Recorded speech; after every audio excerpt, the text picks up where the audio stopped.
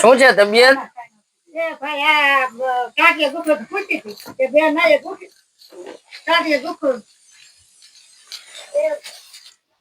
થઈ જાય છે ને બધું પૂરું? દયા એ મારી દયા તો ઉપર વાળાની પૈસા મારી તો હા જો તમારે હાટું મારી ઘણો ઘણો આભાર તમારો. જોઈ લ્યો આ બેન કે ચીક્કી ને એવું મળીને ભાવે છે કે ઓલી સાની ને ચીક્કી ને બધી તમારે હાટું લઈ જો ભાવે છે ને તમને? હા હે ને મારી તમારે ચવાય એવું હાઈ ક્લાસ. આભાર તો જેને મોકલું ને એને કેવાનું, બરોબર ને? તમને મોકલે તમે લાયા તો તમારો આભાર હોય. અમે તો વચ્ચે અમે તો નિમિત્ત માત્ર છીએ મારી, અમે તો વચ્ચે ઉભા છે. તો તમારા જેવા બધા માળીઓ ના આશીર્વાદ છે. આમાં તો આશીર્વાદ તમે બેઠા બેઠા ખાવ એટલું મારો રામ દે તો બસ અમારે એટલો આશીર્વાદ. બસ તમારે આશીર્વાદ દેવાના એટલે દે તમે ત્રણે ઘણા બેઠા બેઠા ખાય એવું આપો ભગવાન. આ જેને મોકલું ને પાછું મેં નતું કીધું ગયા વખતે અમે સ્કૂલમાં હારે ભણતા ને ઈ દેસાઈભાઈ છે ને એને આ મોકલું છે. મેં પૂછ્યું ને મેં કીધું શું નામ લખવાનું એ કે મહાદેવ. બોલો અમારા બધા ગ્રુપ ના એમ જ કે મહાદેવ મોકલું એમ કેવાનું. શેરો બનાવ્યો ભાઈ. શીરો બનાવ્યો ઘીનો? વાહ વાહ ભાઈ વાહ. જો મારી એ ઘી ને આપણે મોકલું હતું ને એનો શીરો બનાવ્યો હે. તમે આશીર્વાદ આપો એ અમારી પ્રસાદી. વાહ હવે જલસા ને મારી મહાદેવ ને રાતમાં જલસા એમ કેવાય. ભાઈ ને બાજા ઓલા મહાદેવ ભાઈ ની યાદ ન કરતા, આ તો ઉપર વાળો મહાદેવ. હા એ મહાદેવ ભાઈ નહી મહાદેવ. વળી ઓલા ભાઈ ને તમે યાદ કર્યા ને તમારે જાણીતા મહાદેવભાઈ એને નથી મોકલું હો, ભગવાને મોકલું. ઈ મોર થાય ને તોય માણા ને કે જાઓ તમે મારી પાસે. હા દયાવો જાવ કે મારી હવે ઈ કે કામ નથી કરી શકતા. બે ઘરના કામ કરું તો સવારે 7 વાગે જતા, બે ઘરના કામ કરીને આવીને ચાની તડકો બેઠીને આતા રહ્યા પૂછી બે ઘરના. હવે આપણે આરામ કરો ને. આરામ કરો ભાડું તો ભરું ને ભાઈ. તો કઈ કોલો નહીં કરે પાછો મહાદેવભાઈ. મહાદેવભાઈ કઈક કરી દે. આ બધું જોવો દે આવે હે ને બસ એ મહાદેવ મોકલી દે. આપણે શું ચિંતા કરવાની? ઘર છે કઈ કર આપણે એને પ્રાર્થના કરશું. કેટલું ભાડું છે?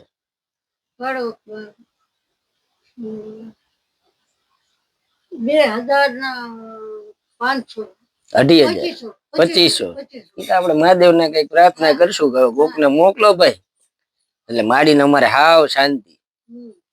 બરોબર ને? તમારે કેવડી ઉંમર થઈ મારી? મારે તો મને કઈ ખબર નથી પડ્યું. મારે કઈ 70-80 તો છે નહીં હોય એટલે હતું ભાઈ મને કઈ ખબર નથી પડ્યું. મને એવું કઈ મને એકલો આવડ્યો નથી કશું જઈ નથી. પેલા તમે કેટલા ઘરના કામ કરતા?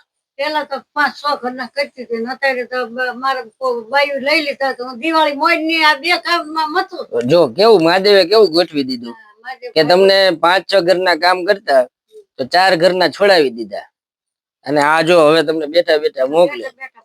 તો ઈશ્વર થી મહાન કોઈ છે મારી? એને બધું ગોઠવીને જ રાખ્યું હોય ને. તો હા એકલા શીરો બીરો ખાવાનો. પાછા નીલમબેન કે માડીને ચીકી નું બધું ખજૂર ને બધું લેતા આવજો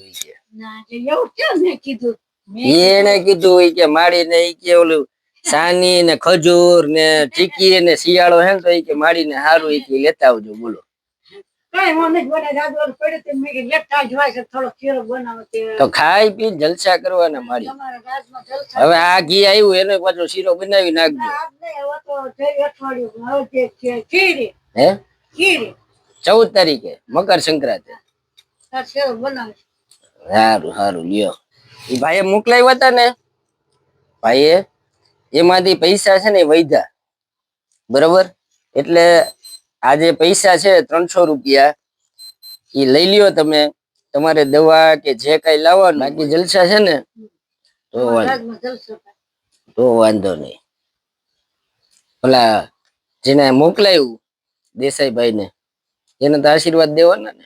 આશીર્વાદ બધા ત્રણ ચારે ને આશીર્વાદ સુખી રહો ને બેઠા બેઠા ખાવ બેઠા બેઠા તો નથી ખાવું મારી અમારે. બેઠા બેઠા નથી ખાવું. મહેનત તો કરવી પડશે ને. તમારા જેવા બધા આશીર્વાદ લેવામાં દોડવું નહીં પડે બરોબર ને. ત્યાં તો આશીર્વાદ મળશે ને. કોઈ ઘર બેઠા આશીર્વાદ દે ના તો ધોળો તો જ મળે જ પણ તો બરાબર છે. હા આજે ફરી પાછા આપણે છે ઈ જમુબેન સોલંકીની મુલાકાતે આવ્યા છીએ અને જમુબેન સોલંકીની તબિયત છે હવે નાદુરસ્ત રહી છે.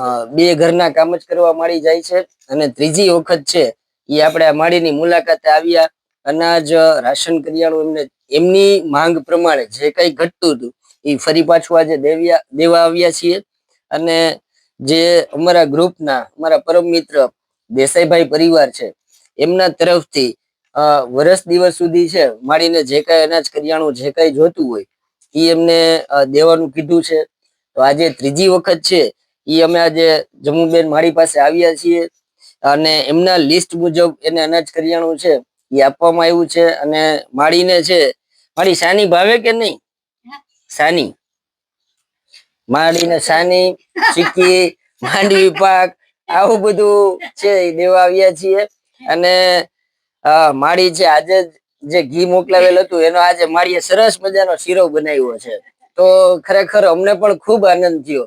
અને આ તકે અમે દરેક લોકોને કહેવા માંગીએ છીએ કે ભાઈ જે કોઈ આવા આપણા માતા પિતા છે કે જેનું કોઈ નથી ઈશ્વર તો એનો છે જ પણ અમે આ બધાને વિનંતી કરીએ છીએ કે આવા આપની આસપાસ જે કોઈ હોય કે જેનું કોઈ ન હોય તો અમારા એનજીઓ નો સંપર્ક કરશો જેથી અમારો એનજીઓ છે એ આવા પરિવાર સુધી પહોંચી શકે. એમના આશીર્વાદ લેવામાં નિમિત્ત બનશો એવી આપ સૌને અમે વિનંતી કરીએ છીએ. અને ખાસ કરીને નવયુવાનોને અમે વિનંતી કરીએ છીએ કે ભાઈ આપના જન્મદિવસ હોય કોઈ સુખ દુઃખના પ્રસંગ હોય તો ઈ જે કઈ બિનજરૂરી ખર્ચા તમે કેક કાપીને કે હોટલમાં કરતા હોય એની જગ્યાએ આવા જે કોઈ પરિવાર છે એ પરિવારને મદદરૂપ થશો પુણ્ય કમાશો અને આશીર્વાદ મેળવશો. આભાર.